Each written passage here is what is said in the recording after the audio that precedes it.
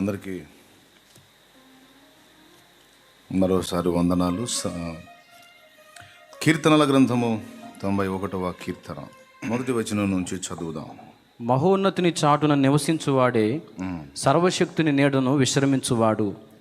ఆయనే నాకు ఆశ్రయము, నా కోట, నేను నమ్ముకొను నా దేవుడని నేను యెహోవాను గూర్చి చెప్పుచున్నాను. వేటకాని ఉరిలో నుండి ఆయన నిన్ను విడిపించును, నాశనకరమైన తెగులు రాకుండా నిన్ను రక్షించును. ఆయన తన రెక్కలతో నిన్ను కప్పును, ఆయన రెక్కల క్రింద నీకు ఆశ్రయము కలుగును. ఆయన సత్యము కేడెమును డాలునై ఉన్నది.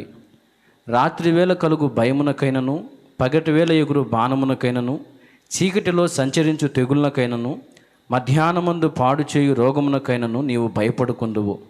నీ ప్రక్కను 1000 మంది పడినను, నీ కుడి ప్రక్కను 10,000 మంది కూలినను అపాయము నీ యొద్దకు రాదు. నీవు కన్నులారా చూచుచుండగా భక్తిహీనులకు ప్రతిఫలము కలుగును. యెహోవా, నీవే నా ఆశ్రయము అని నీవు మహోన్నతుడైన దేవుని నీకు నివాస స్థలముగా చేసుకొని ఉన్నావు. నీకు అపాయమేమీ రాదు, ఏ తెగులును నీ గుడారమును సమీపించదు. నీ మార్గములన్నిటిలో నిన్ను కాపాడుటకు ఆయన నిన్ను గూర్చి తన దూతలను ఆజ్ఞాపించును. నీ పాదములకు రాయి తగులకుండా వారు నిన్ను తమ చేతుల మీద ఎత్తిపట్టుకొందురు. నీవు సింహములను, నాగుపాములను త్రొక్కెదవు, కొదమ సింహములను, భుజంగములను అనగద్రొక్కెదవు. అతడు నన్ను ప్రేమించుచున్నాడు గనుక నేను అతని తప్పించెదను. అతడు నా నామము నెరిగినవాడు గనుక నేను అతని ఘనపరచెదను. అతడు నాకు మొర్రపెట్టగా నేను అతనికి ఉత్తరమిచ్చెదను. శ్రమలో నేను అతనికి తోడయుండెదను. అతని విడిపించి అతని గొప్ప చేసేదను. దీర్ఘాయువు చేత అతని తృప్తిపరచెదను. నా రక్షణ అతనికి చూపించెదను. దేవునికి స్తోత్రం కలుగును గాక. ప్రభువైన యేసుక్రీస్తు నామంలో ఈ మాటల్లో నుండి ప్రభువు మనతో మాట్లాడును గాక. ప్రభునందు ప్రియులారా, కీర్తనల గ్రంథంలో 91వ కీర్తన ఒక ప్రత్యేకమైన కీర్తన. అన్నీ ముఖ్యమైనవే కానీ కొంచెం ఆలోచించదగ్గ కీర్తన, ప్రత్యేకంగా ధ్యానించదగ్గ కీర్తన. దైవత్రిత్వంలోని 2 భాగాలు వెల్లడి చేయబడేటువంటి ప్రత్యేక కీర్తన. అంతేకాదు కొన్ని ముఖ్యమైన విషయాలు మన దృష్టిలోకి తీసుకురావడానికి దేవుడు ప్రయత్నించినటువంటి కీర్తన 91వ కీర్తన. రచయిత పేరు రాయబడలేదు. 90వ కీర్తన మోషే రాశాడు. 91వ కీర్తన ఎవరు రాశారో అక్కడ రాయబడలేదు. నేను అంటాను, దేవుడే అన్ని కీర్తనలు రాయించాడు భక్తుల్ని వాడుకొని. దీనికోసం ఏ భక్తుడిని వాడుకున్నాడో మొత్తానికైతే అది గ్రంథంలోకి వచ్చేటట్టు చేశాడు. ఇందులో మొట్టమొదటి వచనంలో మహోన్నతుని చాటున నివసించువాడే సర్వశక్తుని నీడను విశ్రమించువాడు అన్నాడు. మహోన్నతుని చాటున నివసించువాడే సర్వశక్తుని నీడను విశ్రమించువాడు. మహోన్నతుడు, సర్వశక్తుడు ఇద్దరు ఒక్కడేనా, వేరువేరా అంటే ఇద్దరు ఒక్కడు కాదు, ఇద్దరు వేరువేరు. మహోన్నతుడు ఒక ఆయన ఉన్నాడు, సర్వోన్నతుడు ఇంకొక ఆయన ఉన్నాడు. ఈ మహోన్నతుని చాటు చేసుకొని ఈయనను ఆధారం చేసుకొని ఎవడు బ్రతకని ఇష్టపడతాడో అతడికి సర్వశక్తుని యొక్క భద్రత లభిస్తుంది. ఆయన దగ్గర విశ్రాంతి దొరుకుతుంది. అంటే మహోన్నతుని ఆశ్రయించిన వానికి సర్వశక్తుని సాహచర్యం లభించదు, కాపుదల లభించదు. కుమారుని ఒప్పుకున్న వాడికే తండ్రి దీవెన లభిస్తుంది. కుమారుని ఒప్పుకొనని వాడిని తండ్రి కోపిస్తాడని కీర్తనల గ్రంథంలోనే 2వ కీర్తనలో, కుమారుని ముద్దు పెట్టుకునుడి, లేని ఎడల తండ్రి కోపించును, ఆయన కోపము త్వరగా. చూసారా? కుమారుని గ్రంథము 2:12 వచనం. 2 కీర్తన 12వ వచనం. కుమారుని ముద్దు పెట్టుకొనుడి, లేని ఎడల ఆయన కోపించును, లేకపోతే ఆయన కోపిస్తాడు, అప్పుడు మీరు త్రోవ తప్పి నశించెదరు. చూడండి, ఇక్కడ కుమారుని ముద్దు పెట్టుకోండి, లేకపోతే ఆయన కోపడతాడు అన్నాడు. ఎవరైనా తండ్రి. అలాగే మహోన్నతుని చాటున నివసించండి, అప్పుడు సర్వశక్తుని నీడన విశ్రమం మీకు దొరుకుతుంది, విశ్రాంతి దొరుకుతుంది అని ప్రభువుని తండ్రిని ఇద్దరిని ప్రారంభ వచనంలోనే చూపించాడు. అయితే ఇక అక్కడి నుంచి మొదలుపెట్టి చూస్తే మీరు 3వ వచనం నుంచి, వేటకాని ఉరిలో నుండి ఆయన నిన్ను విడిపించును, నాశనకరమైన తెగులు రాకుండా నిన్ను రక్షించును. ఇక వేటకాని ఊరిలో నుండి ఆయన నిన్ను విడిపిస్తాడు, నాశనకరమైన తెగులు రాకుండా ఆయన నిన్ను రక్షించును. రక్షిస్తాడు. అని ఈ తెగులు ఒక్కదాంతో ఆగలేదు. కింద వరుసగా తెగులు గురించి, రోగాన్ని గురించి, తెగులు గురించి, రోగాన్ని గురించి మళ్ళా చెప్పాడు. చూడండి, ఇప్పుడు తెగులు రాకుండా ఆయన నిన్ను రక్షిస్తాడని ఒక మాట చెప్పినప్పుడు ఇంకా మళ్ళీ తెగుళ్ళు ప్రస్తావన అవసరంలా. కానీ కింద వరుసగా మీరు గమనించినట్లయితే చూడు, 5వ వచనం నుంచి, రాత్రి వేళ కలుగు భయమునకైనను, పగటి వేళ ఎగురు బాణమునకైనను, చీకటిలో సంచరించు తెగులకైనను, మధ్యాహ్నమందు పాడు చేయు రోగమునకైనను నీవు భయపడుకుందువు. నీ ప్రక్కన 1000 మంది పడినను నీ కుడి అన్నాడు, రోగం అన్నాడు, తెగులు అన్నాడు, అంతటితో ఆగిపోయాడు. మళ్ళీ 10వ వచనంలో, నీకు అపాయమేమీ రాదు, ఏ తెగులును నీ గుడారమును సమీపించదు. ఇట్లా రోగము తెగులు వాటి సమయాలు, అవి పాడు చేసే విధానాలు, వీటన్నిటి గురించి మళ్ళా హెచ్చరించాడు, మళ్ళా పలికించాడు. ఎందుకు ఇట్లా చేశాడు దేవుడు? వేటగాడేవాడు అది సరే, కానీ నీవు సింహములను నాగుపాములను త్రొక్కెదవు, కొదమ సింహములను భుజంగములను అణగద్రొక్కెదవు అంటాడు. పాములు అంటే మనకు కనపడుతున్నాయి, సింహాలు ఏడ కనపడుతున్నాయి?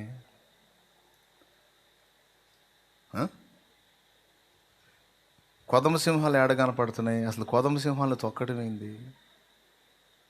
భుజంగములను తొక్కటం ఏంది? నాగుపాములను అణగద్రొక్కటం ఏంది? ఇక్కడ కానీ కొంచెం మీరు ఆలోచన చేస్తే 13వ వచనం అసలు రహస్యం బయటపడింది. ఇక్కడ చెప్పినటువంటి వచనాలు నిజంగా మన భౌతిక జీవితానికి చెందినవా, ఆత్మీయ జీవితానికి చెందినవా? ఇది భౌతిక యుద్ధానికి చెందిన సంగత, ఆధ్యాత్మిక సంగ్రామం అంటే యుద్ధం, ఆధ్యాత్మిక యుద్ధానికి చెందినటువంటి సంగతుల? మరి అట్లయితే అపాయము కలుగదు, ఏ తెగులు నీ గుడారం సమీపించదన్నాడు కదా. విశ్వాసులు కానీ అన్యులు కానీ రోగము రాని ఇల్లుందా? అబద్ధాలు ఆడకుండా యథార్థం చెప్పండి. రోగం రాని ఇల్లుందా? బలహీనత ఎరగని మనిషి ఉన్నాడా? తొందరగా చెప్పాలి, విశ్వాసులైనా అవిశ్వాసులైనా. మరి వాగ్దాన సంగతి ఏంది?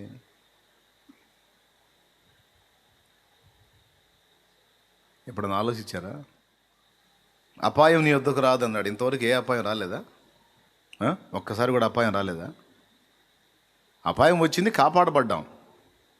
అపాయం వస్తే కాపాడతాననేది వేరు. అసలు అపాయమే రాదన్నాడు. అపాయము నీ వద్దకు రాదు, ఏ తెగులు నీ గుడారం సమీపించదు అని చెప్పాడు. భుజంగాలను అణగదొరుకుతావు, సింహాలను అణగదొరుకుతావు, కొదమ సింహాలను దొక్కేస్తావు, నాగుపాములను అన్ని తొక్కటమే.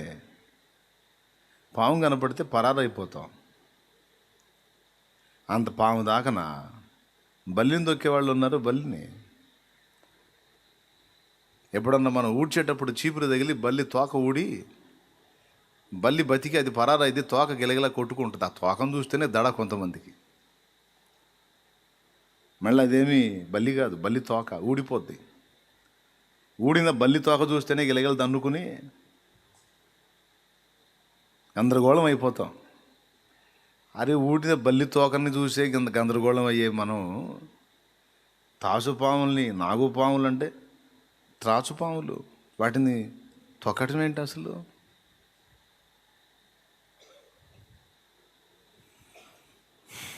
అవునా? ఇదేదో ఆలోచించాల్సిన విషయమే. సరే కానీ నీ పాదములకు రాయి అయినా తగలకుండా ఆయన నిన్ను గూర్చి దూతలకు ఆజ్ఞాపిస్తాడు, వాళ్ళ చేతులతో ఎత్తి పట్టుకుంటారని ఉంది. ఏదో ఒక్కసారి ఎత్తి పట్టుకున్నట్టు కనపడట్లేదు దూతలు. ఎన్నోసార్లు పడ్డాం. పడలేదా? బండి మీద పోతా పడ్డాం, నడుస్తా పడ్డాం, కాలు జారి పడ్డాం, ఎన్నోసార్లు పడ్డాం. పడ్డోళ్ళు చేతులు ఎత్తండి, నేను కూడా పడ్డానని. బాత్రూంలో పడ్డాం, బండలు దుడుస్తా పడ్డాం. ఏమండి, జారి పడలేదా? ఎటు పోయారు దూతలు? చాయ్ తాగటానికి పోయారా?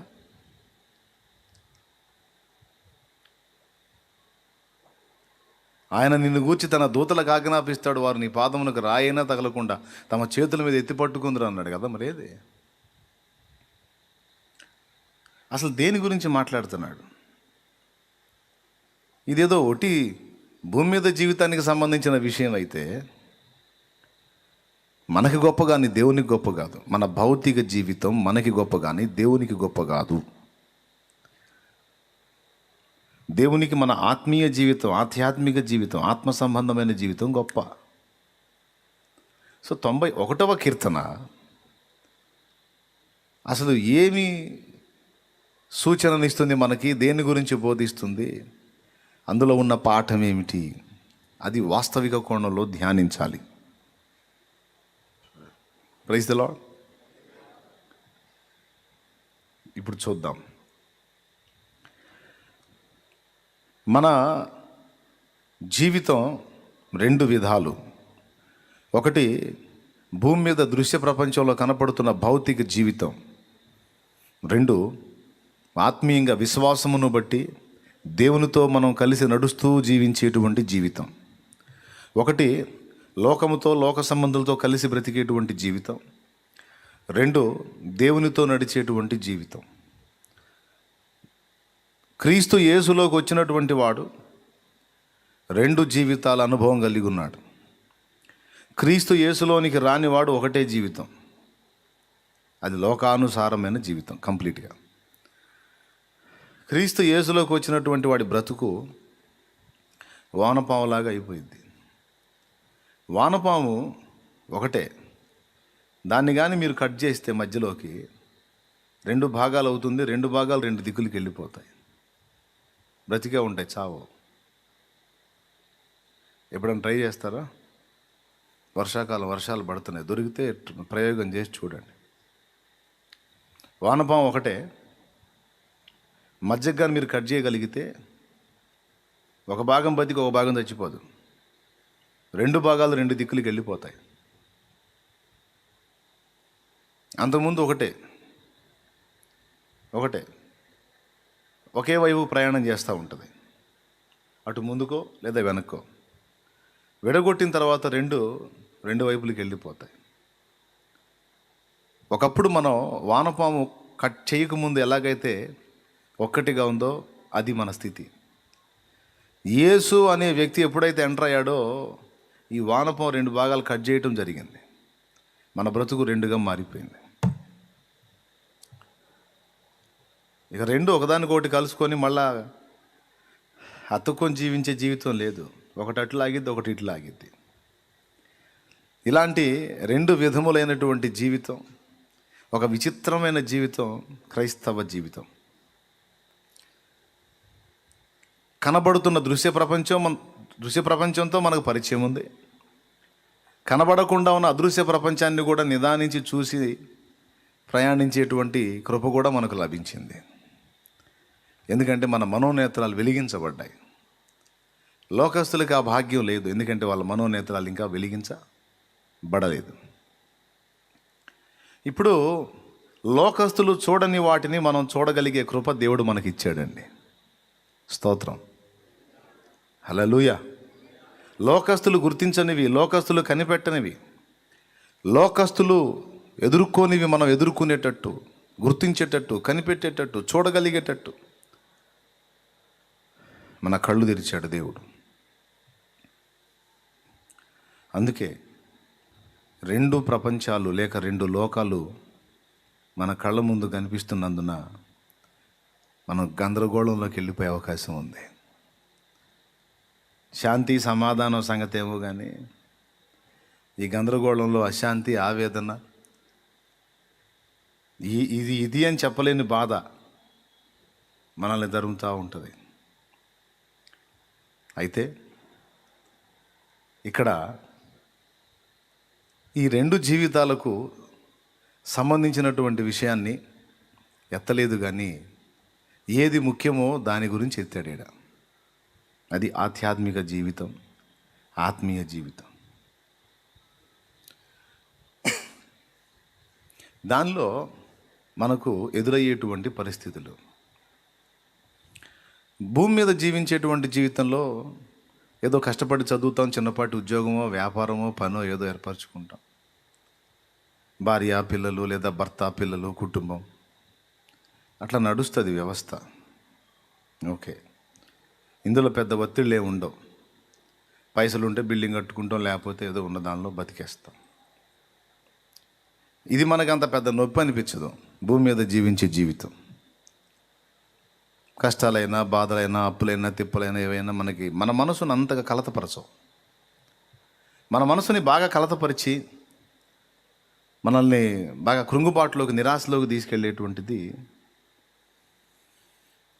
ఆత్మీయ జీవితానికి సంబంధించిన విషయం.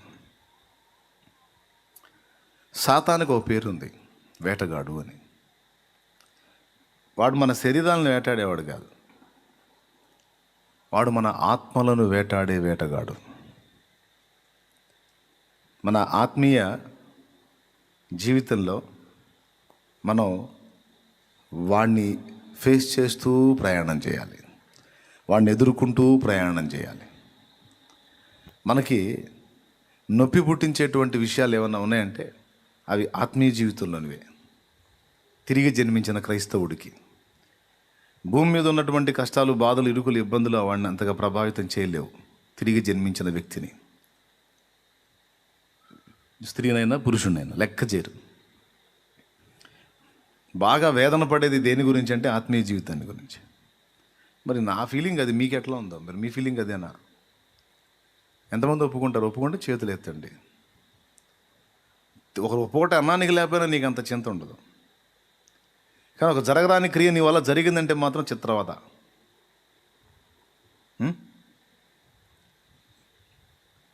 ఇలాగా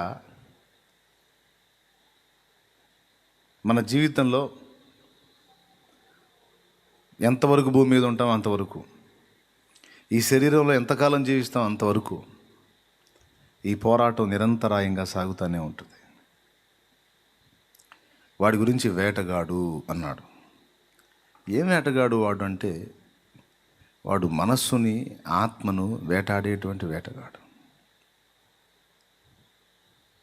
చిన్న పెద్ద తేడా లేదు, స్త్రీ పురుష భేదం లేదు, విశ్వాసి పరిచారకుడు దైవజనుడు ప్రవక్త భేదం లేదు. అందరినీ వేటాడటానికి నిరంతరం దాడికి సిద్ధమై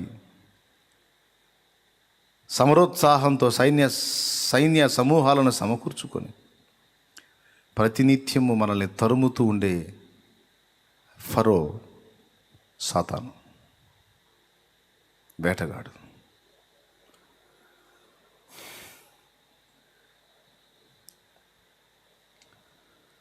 మనకి తెగుళ్ళు ఉన్నాయి, రకరకాల తెగుళ్ళు. శరీరానికి వచ్చే రోగాలు తెగుళ్ళు మనకేం పెద్ద నష్టాన్ని కలిగించలేవు, మహా అయితే చంపుతాయి. చంపితే ఏం జరిగింది? పోయాడు ఉంటాం, ఇదేం ప్రాబ్లం కాదు. మన ఆత్మీయతకు తెగులు పట్టేటట్టు వాడు కుట్ర చేస్తాడు. వాడి వేటలో భాగం మన భక్తికి, ఆత్మీయతకు, పరిశుద్ధతకు, నీతిమత్వానికి, యథార్థతకు, సత్యసంధత్వానికి, విశ్వాసానికి, నిరీక్షణకు తెగులు పట్టేటట్టు చేసే పనోడు వాడు. మళ్ళీ చెప్పేదా? సరిపోద్దా? ఏవేవి మనకి శ్రేయస్కరమైనవో శ్రేష్టమైనవో వాటన్నిటికీ తెగులు పట్టించగల వాడు.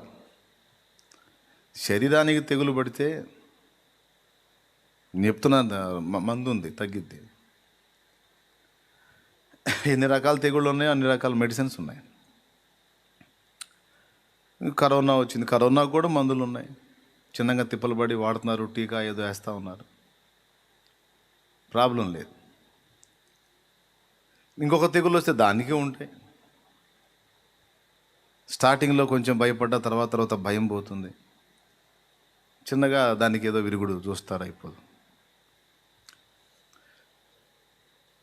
లోకస్తులే కనిపెడతారు, లేదా దేవుని బిడ్డలు కనిపెడతారు మందులు. కానీ మనలో ఉన్న విశ్వాసానికి తెగులు పడితే, నిరీక్షణకు తెగులు పడితే, పరిశుద్ధ జీవితానికి తెగులు పడితే, నీతికి తెగులు పడితే, మనం చేపట్టిన సత్యానికి తెగులు పడితే,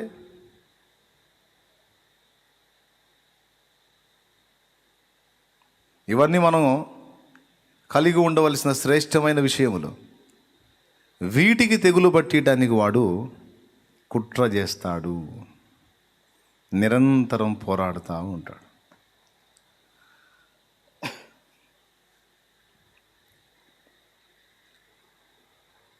గాలిలో మార్పుల వల్ల సహజంగా తెగులు వస్తుంది. వాతావరణంలోని మార్పులను బట్టి తెగుళ్ళు వస్తూ ఉంటాయి.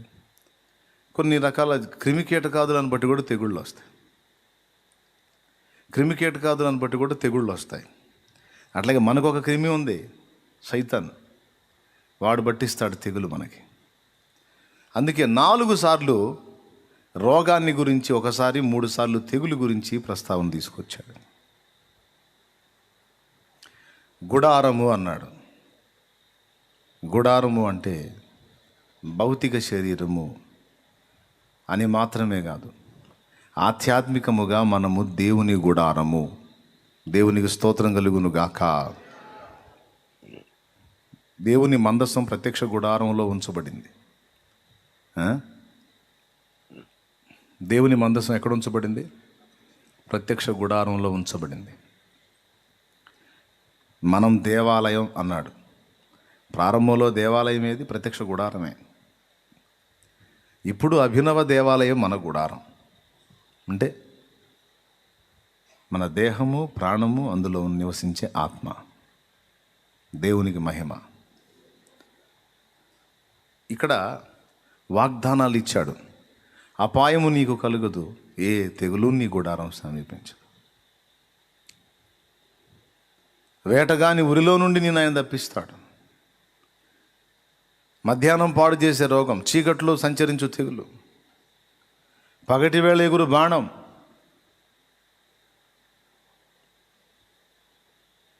ఒక్కొక్క దాన్ని వర్ణిస్తే బోల్డ్ అంత విషయాలు. పగటి వేళ ఎగిరే బాణం ఏంటి? చీకట్లో సంచరించే తెగులేంటి? మధ్యాహ్నం మందు పాడు చేయు రోగం ఏంది? ఈ 3 వర్ణిస్తేనే చాలా టైం తీసుకుంటుంది. దేవునికి మహిమ. ఇంటికి వెళ్ళి ధ్యానించండి. జస్ట్ ఊరక మీకు రూట్ చూపిస్తున్నాను నేను. ప్లెయిన్గా ఊరక కొన్ని పదాలు మీ ముందు అట్లా ఉంచుతున్నాను. మీకు ఇంటికి వెళ్ళి ఇక నమిలి ధ్యానించండి. దానికి లింక్ వచ్చిన ఎక్కడెక్కడ ఉన్నాయో అవి ఏవే నేర్పుతున్నాయో అర్థమైంది.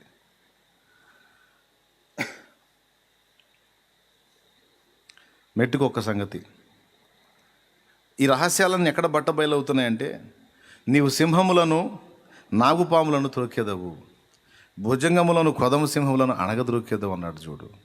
అక్కడ బహిర్గతం అవుతాయి. సింహాలను తొక్కే పరిస్థితి ఏమిటి?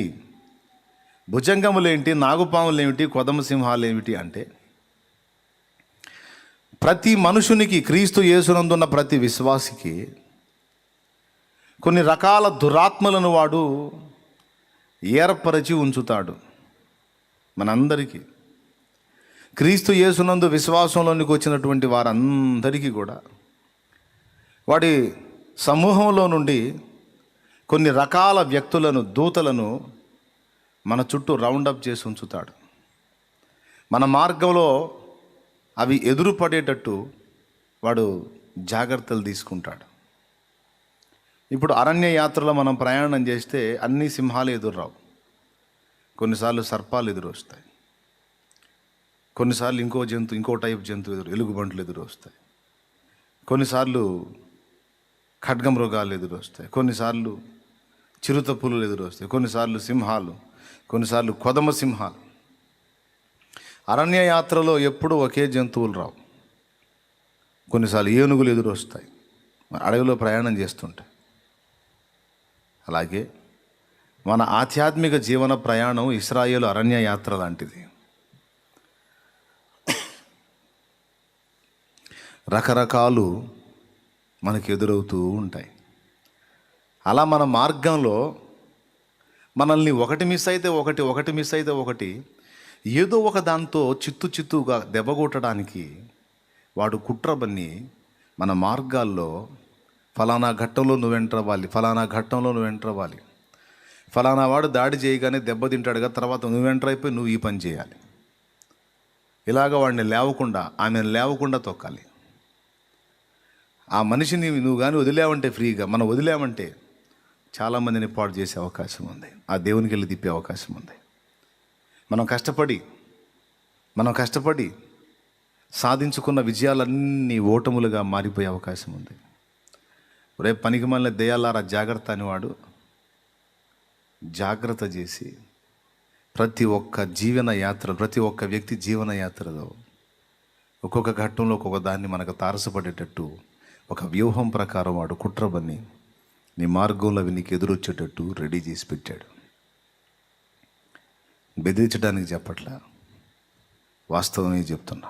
చూడు, ఒక ఘట్టంలో అమ్మ తప్పించుకున్నా కాస్త ప్రశాంతత దొరికిందంటే మళ్ళీ ఇంకోటి ఎదురైతే ఆత్మీయ జీవితానికే మళ్ళీ దాంతో కొంతకాలం వేట, దాన్ని తప్పించుకొని అమ్మ బయటపడ్డామంటే ఇంకొంతకాలం తర్వాత మళ్ళీ ఇంకోటి ఎదురైతే నాగుపాములు, భుజంగాలు, కొదమ సింహాలు అన్నట్టు. ఇక్కడే దూతల కాపుదల మనకు అవసరమై ఉంది. భౌతికమైన వాటి నుంచి తప్పించడానికి కాదు, భౌతికంగా ఏర్పడేటువంటి కీడులు, సమస్యలు, బాధలు దేవుని దృష్టిలో అవి గొప్పవి కాదు. ఆధ్యాత్మిక పతనమే మన నిజమైనటువంటి పతనం. ఆత్మీయ నష్టమే శాశ్వత నష్టం. ఆత్మీయంగా ఏర్పడే తెగులే ప్రమాదకరం. ఆత్మీయతకు ఏర్పడే కీడే అసలైన కీడు. అందుకే దేవదూతుల్ని ఆ విషయాల్లో మనకు కాపలా ఉంచాడు దేవుడు. అయితే ఆ కీర్తన మొత్తం మీరు ధ్యానించండి. అన్నీ ధ్యానించిన తర్వాత మొట్టమొదటి వచనం దగ్గరికి మళ్ళారండి. కింద చెప్పినటువంటి ఈ ఈ ఏవేవైతే వాడి వేట లేకపోతే వాడి పోరాటం, వాడి యుద్ధం ఉందో, ఎన్ని రకాలుగా వాడు దాడి చేస్తాడో, ఎన్ని రకాలుగా కుట్ర బన్నుతాడో, ఎన్ని రకాలుగా ఉరులు బన్ని వలలు బన్ని మనల్ని దెబ్బకొట్టడానికి ప్రయత్నిస్తాడో, మనల్ని పాడు చేయడానికి ఎన్ని రకాల దూతల్ని వాడు వాడతాడో, ఈ విషయాలన్నీ టూకీగా చెప్పేశాడు అక్కడ. అన్నిటికీ ఒకే దూత పనిచేయడు. దేనోడు దానికి ఉంటారు దేవదూతలు. మనలో ఒక్కొక్క తత్వాన్ని రెచ్చగొట్టడానికి ఒక్కొక్క ఆత్మని వాడు ఉపయోగిస్తాడు, ఒక దేవదూతని. మళ్ళా దేవదూతలందరూ ఒకే స్టేజ్ కలిగిన వాళ్ళు కాదు, అందులో కేటగిరీస్ ఉన్నాయి. ప్రధానులు ఉన్నారు, అధికారులు ఉన్నారు, లోకనాథులు ఉన్నారు, ఆకాశ మండలంలో ఉండే దురాత్మలు ఉన్నారు.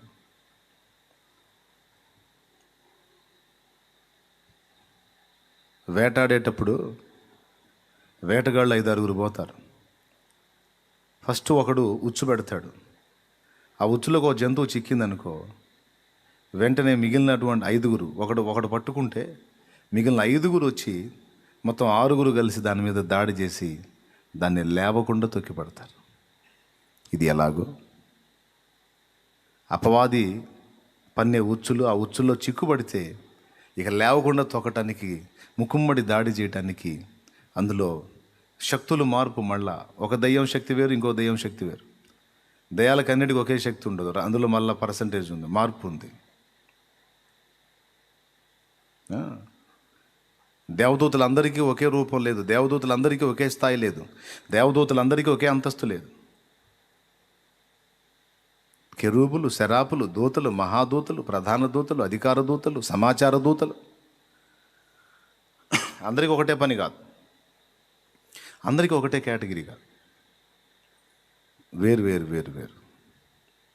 అలాగే దెయ్యం అంటే సైతానుగాడు కూడా అన్నిటికీ ఒకే దెయ్యాన్ని వాడడు, ఒక్కొక్క ఘట్టంలో ఒక్కొక్క దాని లైన్లో దించుతాడు. మనందరి వీక్ పాయింట్స్, మనందరి లోపాలు, మనందరి బలహీనతలు, మనందరి ఐడియాలజీ మొత్తం వాడి దగ్గర లిస్ట్ ఉంది. నీకు మర్మమైనది ఏది లేదని దేవుడే చెప్పాడు వాడి గురించి. మొత్తం లిస్ట్ ఉంది వాడి దగ్గర. దాన్ని వినియోగించి ప్రతి ఒక్కడి ఆత్మీయ జీవితంలో వాడు పోరాటం చేస్తూనే ఉంటాడు. ఏ ఘట్టంలో ఎవరెవరు ఎంటర్ అవ్వాలో, ఎలా ఎవరెవరు వేటాడాలో నిన్ను మొత్తం నియమించబడింది. అందుకే ఈ బాధలన్నిటి నుంచి తప్పించుకొని ఈ యాత్ర సుగమమై గమ్యస్థానానికి నువ్వు నేను మనం చేరాలి అంటే ఒకే ఒక్క పరిష్కారం చెప్పాడు. మహోన్నతుని చాటున నివసించటం నేర్చుకో అన్నాడు. దేవునికి స్తోత్రం. ఇక వేరే మార్గమే లేదు. శత్రువు బలవంతుడు, వాడు నీకు పెట్టిన ఉరులు ఉచ్చులు నీ మార్గంలో వాడు సిద్ధపరిచిన క్రూర జంతువులు గొప్పవి. వాటిని అణగదొక్కే శక్తివంతుడవు నీవు కావాలి అంటే నీవు మొట్టమొదట మహోన్నతుని చాటున నివసించటం నేర్చుకోవాలి అన్నాడు. మహోన్నతుడు అంటే యేసు. ఎవరి చాటున? యేసు చాటున బ్రతకటం, యేసును చాటు చేసుకోవటం. నాకు అర్థం కాదు, చాటున దాక్కునే పరిస్థితి ఎప్పుడు వచ్చింది? చాటున దాక్కునే పరిస్థితి ఎప్పుడు వచ్చింది ఒక వ్యక్తికి?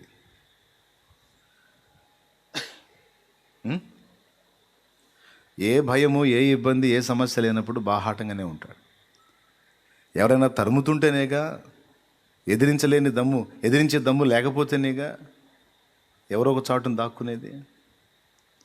ఇక్కడైతే ముందే చెప్పేశాడు, నువ్వు ఎదుర్కొనే శత్రువు బలవంతుడు, వాడి వ్యూహాలు నీకు అర్థం కావు, వాడి కుట్రలు నీకు తెలియవు. కాబట్టి వాడు నీ మీద చేసే దాడులన్నిటి నుంచి నువ్వు కాపాడబడి విశ్రాంతిని అనుభవిస్తూ నెమ్మదిగా నీ యాత్ర ముగించాలనుకుంటే మహోన్నతుని చాటున నివసించటం అనే ప్రక్రియను సాధన చేయమన్నాడు. ఆయన్ని చాటు చేసుకో. ప్రతిదానికి ఆయన చాటుకు వచ్చి దాక్కో. ఆయన ఎప్పుడు ఒక ఆశ్రయపురంగా సిద్ధపరచుకో, కేడంగా సిద్ధపరచుకో. శత్రువుని కొట్టు. వాడు నీ మీదకి వచ్చినప్పుడు పరిగెత్తుకుంటా పోయి నీకు కేడమై ఉన్న క్రీస్తు చాటుకు వెళ్ళిపోమన్నాడు.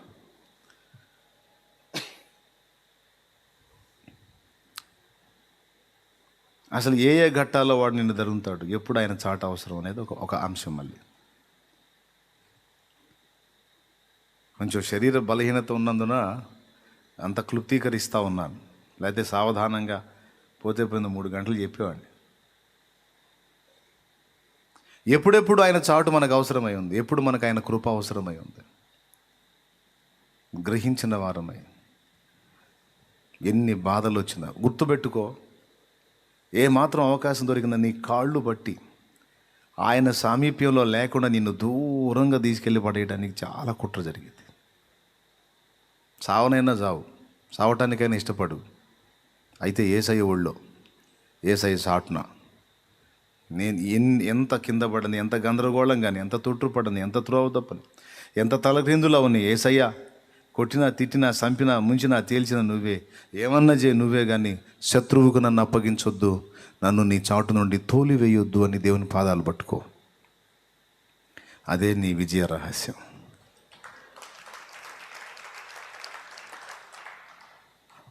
దేవునికి మహిమ. హల్లెలూయా. అతడు నన్ను ప్రేమించుచున్నాడు గనుక నేను అతన్ని తప్పించేదను. ప్రేమించేవాడిని తప్పిస్తాను అనే మాట మాట్లాడాడు. మహోన్నతుని చాటున నివసించేవానికి భద్రత, విశ్రాంతి. ఆయన్ని ప్రేమించి ఆయన సాహచర్యాన్ని కోరేవానికి కాపుదల. మహోన్నతుని చాటున నివసించడం నేర్చుకున్న వానికి భద్రతతో పాటు శక్తి కూడా కలుగుతుంది. ఎంత శక్తి అంటే, పడగెత్తిన త్రాచుపాముని నీ కాలి మడెమతో తొక్కి చంపేయగలంత శక్తి. సింహం కనీసం తక్కువ వేసుకున్న ఒక 150 కిలోలు ఉంటుంది. కనీసం 120 కిలోలనే ఉంటుంది. పొడవు సరిగ్గా మనం టేప్ పెట్టి కొలిస్తే ఒక 6 అడుగులు ఈజీగా ఉంటుంది సింహం. అంత పెద్ద సింహాన్ని కాలుతో తొక్కేయటం ఏంటి అసలు?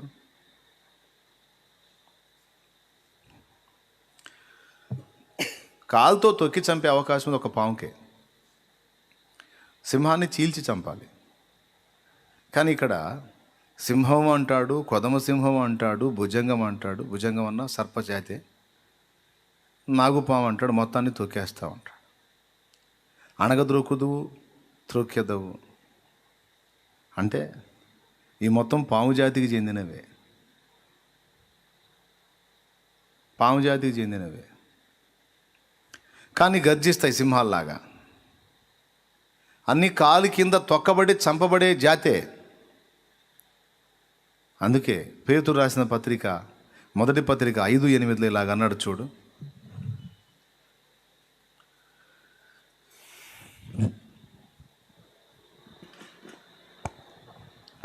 పేతురు రాసిన పత్రిక, నిబ్బరమైన బుద్ధి గలవారై మెలకువగా ఉండుడి. మీ విరోధి అయిన అపవాది గర్జించు సింహం వల్లే ఎవరిని మృంగుదునా అని వెదకుచూ తిరుగుచున్నాడు. సింహం మింగిద్దా నవిలిద్దా? మింగిద్దా నవిలిద్దా? నమలకుండా మింగే జంతువు ఒకటే, సర్పం. గర్జించు సింహం వల్ల ఎవరిని మృంగుదునా అని పేరేమో సింహము, గర్జించే సింహము. వాడు చేసే పనేమో మింగటం. అంటే ఇటు పాము, కానీ వీడి చర్యలు, వీడి హడావిడి, వీడి గందరగోళం అంతా కూడా సింహపు లక్షణాలు. ఇక్కడ కొదమ సింహం అన్నా, సింహం అన్నా, భుజంగం అన్నా, నాగుపామన్నా మొత్తం కాలు కింద తొక్కేస్తామంటే మొత్తం సర్పజాతికి చెందిన, మొత్తం సాతాను వాడి దూతలకు చెందిన మ్యాటర్ అది. మహోన్నతుని చాటున నివసించి సర్వశక్తుని నీడను విశ్రమించి ఆయనను నీకు నివాస స్థలముగా చేసుకొని ఆయనను విస్మరించకుండా, ఆయన నుండి విడుదల పొందకుండా ఆయనతో హత్తుకొని ఉండి ఆయన సాహచర్యంలో వర్ధిల్లితివా, ఇదిగో నీ మార్గంలో ఎదురయ్యే వాటన్నిటిని కూడా నీ కాలి మడిమతో తొక్కి అణగదొక్కి అడుగు ముందుకు సాగించగలుగుతావు. ఆయన సాహచర్యాన్ని కోల్పోయావా? ఆయన సన్నిధిని నిర్లక్ష్యం చేశావా? ఆయన చాటున దాగి ఉండటం అనే దాన్ని అశ్రద్ధ చేశావా? నీ మార్గంలో ఎక్కడో చోట వాడి వేటకు గురవుతావు, బలవుతావు.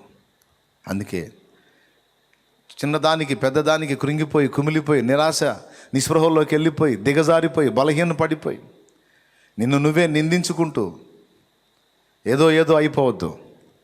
సరే, తొట్టుపాటైనా, బలహీనతైనా, కృంగుబాటైనా, ఏదైనా చావో బతుకో తాడో పేడు ఆయన తేల్చాల్సిందే. కాబట్టి ఆయన దగ్గరికే పోతే ఆయన మాత్రం వదలననే మొండితనం, మంకుపట్టు ఎప్పటికీ నీలో నుండి తొలగిపోకుండా జాగ్రత్త పడు. ఇదే ఉపదేశం ఈవేళ. ఎవరెవరు ఎలా పోరాడుతున్నారో, ఏ విధమైన పోరాటంలో ఉన్నారో నాకైతే తెలియదు. నాకు దేవుడు చెప్పింది నేను మీతో చెప్తున్నా. చావో బతుకో ఆయన మాత్రం వదలొద్దు. శిక్షించినా రక్షించిన ఆయనే. పాపమో పుణ్యమో, నీతో అవినీతో, మంచో చెడో ఏదైనా తేల్చాల్సింది ఆయన. వాడికి సంధిస్తే నిన్ను ఈడ్చికెళ్ళి వేటాడటానికి ప్రయత్నం చేస్తాడు. చెవులు గలవాడు ఆత్మస్వరం వినుగాక. కృప మనందరికీ తోడై ఉండునుగాక.